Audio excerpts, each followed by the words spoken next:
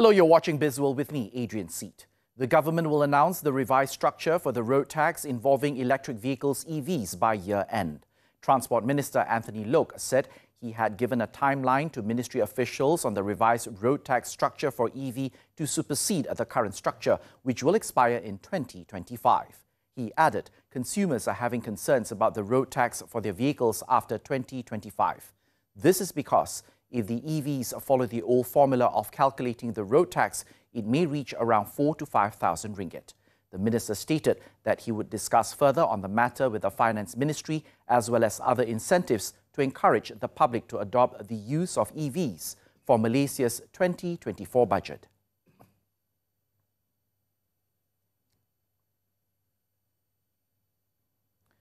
The Council of Palm Oil Producing Countries, CPOPC, today held the 25th Senior Officials Meeting, SOM 25, and the 11th Ministerial Meeting, 11mm, in Kuala Lumpur for 2 days. Malaysia is the chairman of CPOPC for 2023, while SOM and MM are platforms for member countries to discuss the direction as well as examine the progress related to the main programs under the Council. Amongst the matters discussed include the Positive Palm Oil Campaign, the Global Framework for Principles of Sustainable Palm Oil, the progress status of implementation of studies under the CPOPC Scientific Committee, and the Smallholder Development Program. CPOPC is an intergovernmental organization established by Malaysia and Indonesia in 2015 to promote, develop and strengthen cooperation in palm oil cultivation and industry amongst palm oil producing countries. Besides the two largest palm oil producers, Honduras, Colombia, Papua New Guinea and Ghana are also involved in the meeting.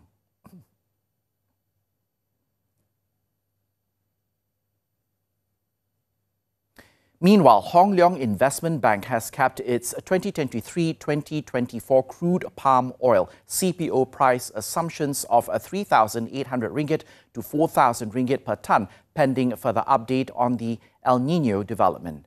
This after the world's major meteorological organizations issued alerts on the increasing probability of El Niño events by the second half of this year. According to the research house, most El Niño events had an impact on palm oil productivity, CPO prices, as well as share prices of the local plantation stocks. It added that since year 2000, most El Niño events had resulted in an upswing in CPO price, of which CPO price tends to move when El Niño alert was issued and softens when the phenomenon eases.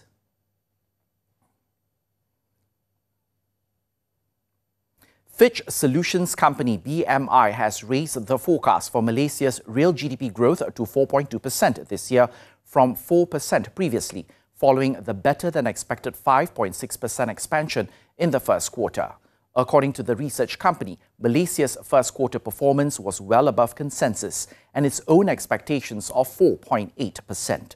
However, the latest growth figure still corresponds to a sharp slowdown from 7.1% in the fourth quarter of 2022. BMI also expects private consumption to grow by 5% this year, easing significantly from 11.3% in 2022. This was due to a decline in household savings and tighter monetary conditions. It believes the economic boost received in the second half of 2022 stemming from base effects and pent-up demand following the easing of COVID-19 restrictions has eased.